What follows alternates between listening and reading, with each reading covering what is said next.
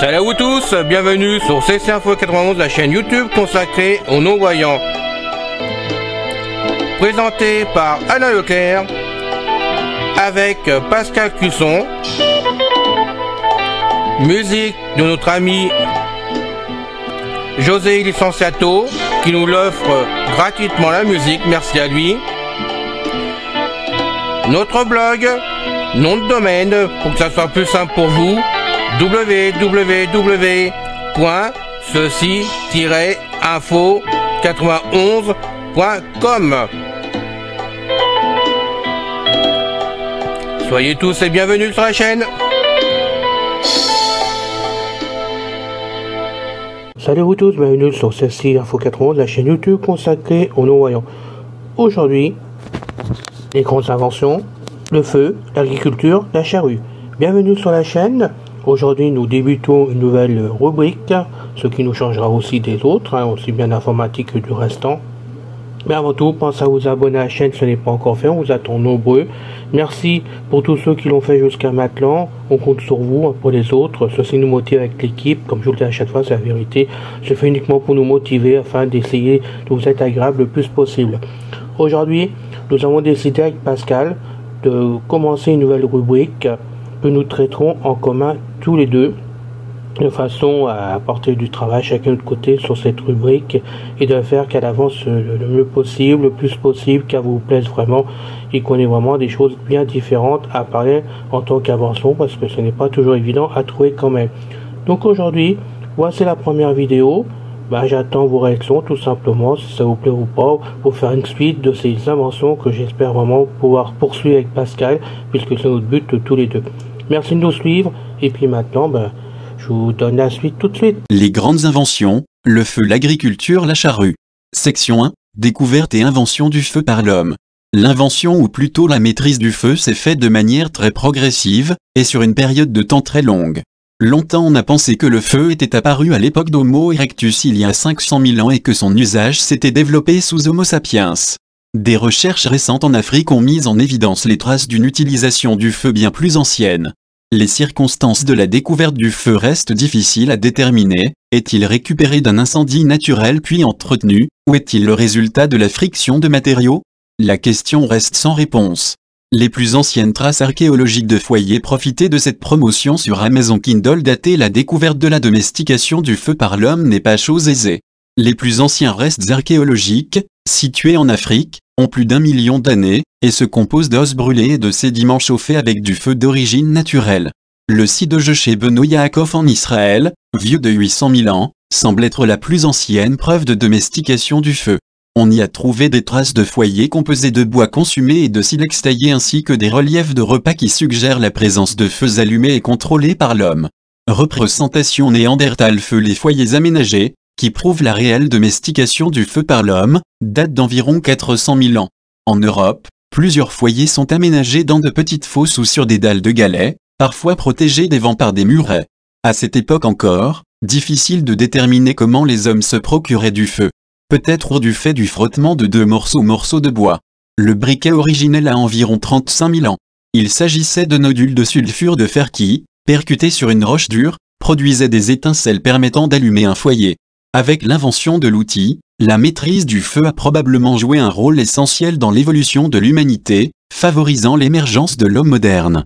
Cette nouvelle source d'énergie, en tant que mode d'éclairage artificiel, a libéré l'homme des contraintes naturelles que sont le rythme du soleil et des écarts de température. Il peut désormais se déplacer en milieu nocturne et partir à la conquête de zones plus froides. Utilisé comme mode de cuisson des aliments, le feu modifie considérablement l'alimentation de l'homme en la diversifiant et en la stérilisant. Le séchage et le fumage de la viande permettent pour leur part le stockage et une meilleure conservation de la nourriture carnée, ce qui facilitera les déplacements de l'homme vers de nouveaux horizons. La domestication du feu a aussi permis de nombreux progrès techniques. Ainsi la chaleur du feu permet de rendre le bois végétal plus dur et plus résistant pour sa transformation en outil de chasse, ou pour préparer des résines et des colles pour assembler des outils. Plus tard, Le feu permettra le développement de la poterie, de la métallurgie, et même de l'agriculture, écobuage. Les foyers ont aussi joué un rôle social essentiel, en tant qu'espace de convivialité et d'activité commune. Autour du feu on se rassemble pour la cuisson du repas commun, on échange et on se transmet le savoir, et en premier lieu celui de la maîtrise du feu, bien entendu. Utilisé comme moyen d'éclairage, de chauffage ou de cuisson, le feu va prendre une importance vitale dans le développement de l'humanité. Fin de la section 1. Début de la section 2. Section 2, naissance de l'agriculture, moins 11 000 avant notre ère. Naissance de l'agriculture, moins 11 000 avant notre ère. La naissance de l'agriculture il y a plus de 10 000 ans représente l'événement le plus important de l'histoire de l'homme. Elle a ouvert la voie à de nouvelles compétences et techniques, ainsi qu'à une nouvelle organisation sociale. Pourquoi les Homo sapiens se sont-ils mis à cultiver la terre? Nul ne le sait précisément. Mais l'apparition de l'agriculture a constitué un préalable au développement des villes puis de l'écriture, et donc de la civilisation. De la cueillette et de la chasse, l'homme passe, dès le néolithique, à un mode de subsistance totalement différent, reposant sur l'agriculture et l'élevage. Cette transition a d'abord lieu au Proche-Orient, au Xe millénaire avant J.C. ainsi que dans d'autres foyers de population du monde. Elle s'explique alors par la croissance avérée d'une population devenue sédentaire et réclamant de plus grands besoins alimentaires. Invention, de l'agriculture https://www.histoire-tiret-pour-tout.fr/dossier/573-2-naissance-avant-notre-ere. L'agriculture a été inventée de manière indépendante sur 4 continents de nombreuses fois entre le Xe et le 8e millénaire avant notre ère. Ce sont les restes de faune et de flore archéologiques qui nous informent, mais ces données sont incomplètes et, en réalité, le nombre est probablement bien plus élevé. Avant les premiers signes d'agriculture, les chasseurs-cueilleurs de la préhistoire ont sans doute développé une sorte de proto-agriculture qui consistait à faciliter la reproduction des plantes recueillies dans la nature afin qu'elles ne s'épuisent pas, en dispersant des graines ou des tubercules. Outils agricoles néolithiques. Selon des études ethnographiques, les populations récentes de chasseurs-cueilleurs utilisaient encore cette pratique. Dans certaines régions du monde soumises à des conditions favorables, elle est même devenue une véritable économie de production. Les chasseurs-cueilleurs avaient déjà façonné des outils comme la meule pour la mouture, le couteau à moissonner ou encore le bâton à fouir. L'apparition de l'agriculture ne nécessitait donc pas l'invention de nouveaux outils. L'espèce humaine existe depuis 200 000 ans, mais l'agriculture comme économie de subsistance est née il y a seulement 11 000 ans, et elle ne s'est généralisée que graduellement. Nous ne sommes donc agriculteurs que depuis 500 générations environ, soit moins de 5% de notre histoire.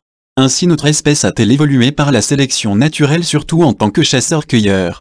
Mais cette même sélection naturelle a favorisé les peuples agricoles. Le déchiffrage du génome humain en apporte la preuve. Par exemple, il y a 6000 ans, une mutation génétique sur l'ADN des éleveurs d'Europe centrale a provoqué la persistance chez les adultes de la lactase, une enzyme qui permet aux nourrissons de digérer le lactose, une protéine du lait. Celle-ci disparaît normalement après l'âge de 4 ans, entraînant une intolérance au lactose. Cette mutation est dominante en Europe aujourd'hui, mais absente dans les populations d'Extrême-Orient et d'Amérique du Sud où les animaux domestiques ne sont pas exploités pour leur lait. L'agriculture dope la démographie ainsi, la descendance des agriculteurs, sédentaires, est-elle devenue plus importante que celle des chasseurs-cueilleurs, nomades. Ce succès reproductif explique pourquoi ces derniers ont été, et sont toujours, poussés vers les zones marginales, ou éliminés, et pourquoi les agriculteurs dominent la planète. Depuis la naissance de l'agriculture, Homo sapiens est passé de 2 à 5 millions d'individus à 7 milliards de nos jours. Cette explosion démographique est le résultat direct de cette économie de production agricole, qui n'a jamais cessé de transformer la végétation naturelle, avec des conséquences environnementales de plus en plus inquiétantes. Sédentarisation paléolithique. Si l'agriculture a été adoptée de façon indépendante de nombreuses fois, cette économie a permis dans quelques cas seulement la floraison de civilisations grandioses. En premier lieu, en Asie du Sud-Ouest. Cette région est la mieux documentée du monde par les archéologues, grâce à une excellente conservation des vestiges due à un climat semi-aride. Dans le croissant fertile, les céréales sauvages, blé, orge et seigle, et les légumineuses, lentilles, pois et pois chiches, se trouvent dans leur habitat naturel.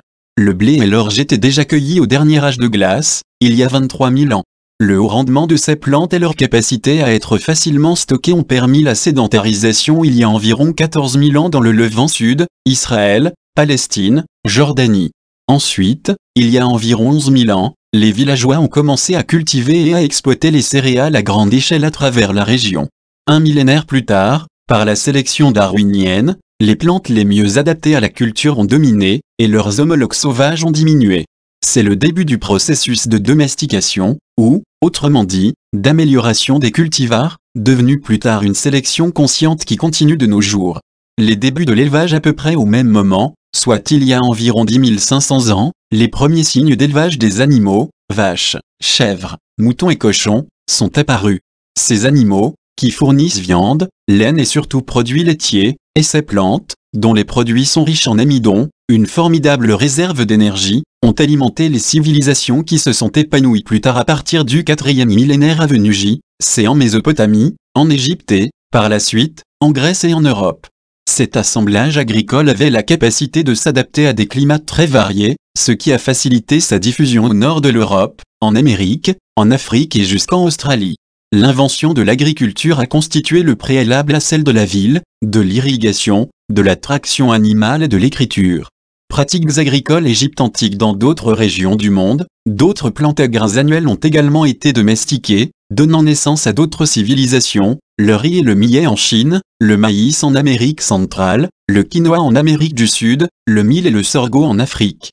Les systèmes horticoles avec les tubercules sont devenus la base de subsistance dans les régions tropicales, en Amazonie et en Nouvelle-Guinée.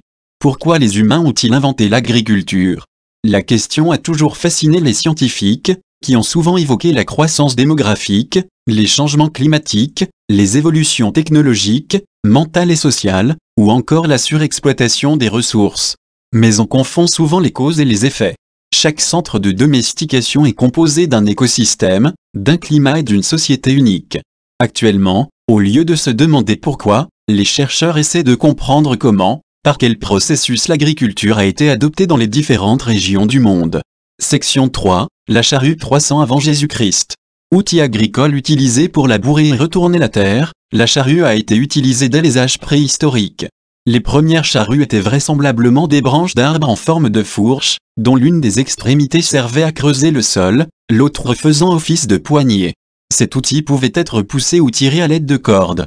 Ce genre de charrue rudimentaire ou rare est encore utilisé de nos jours sur des sols meubles dans certains pays du tiers-monde.